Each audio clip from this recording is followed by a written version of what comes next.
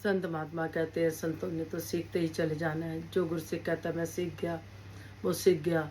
हम संतों का संग करते रहे, हमें अपनी कमियां नजर आती हैं, हमें सीखने को मिलता है, हमारा सिमरन हो जाता है।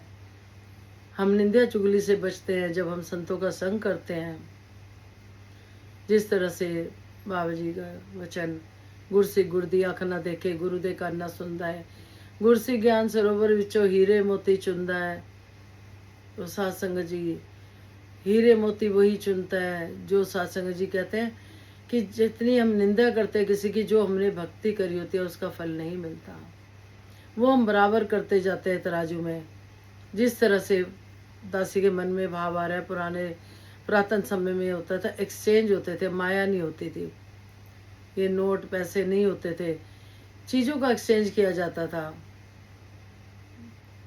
किसी ने गेहूँ बोई है तो उसने गेहूँ दे दी, किसी ने चावल बोए तो वो एक्सचेंज हो गए।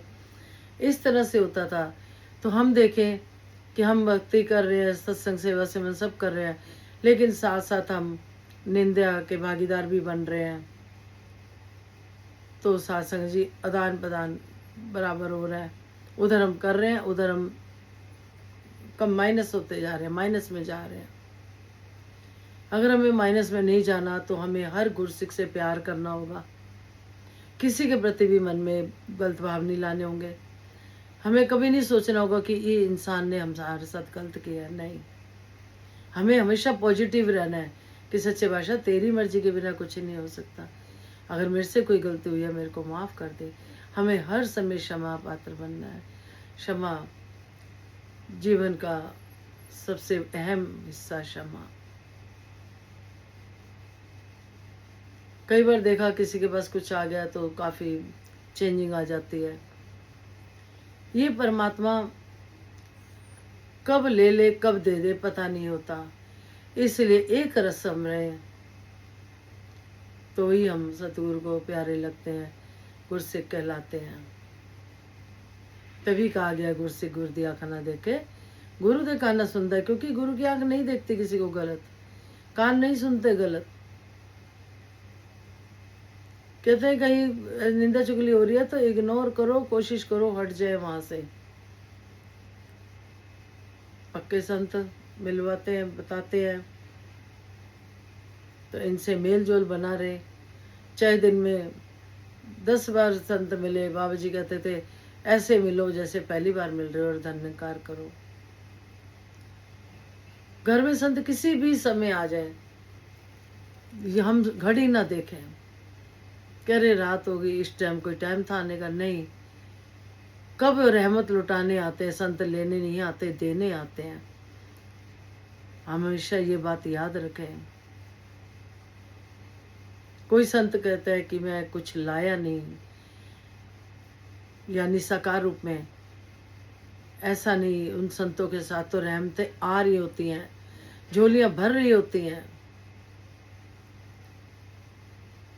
तो सच्चे बादशाह